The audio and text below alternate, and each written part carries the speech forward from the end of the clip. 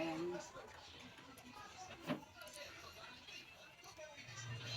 Ulam ko for today's video. Tira kagabi. Tira kanina umaga. Sinangag. Spam. Fried chicken.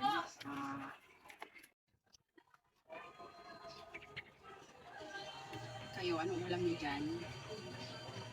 Ganito din ba?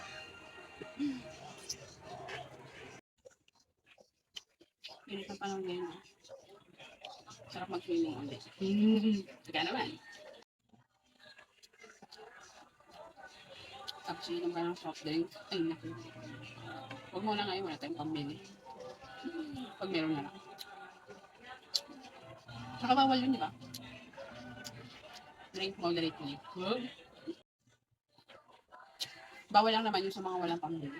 Pero pag merong pambili, pwede.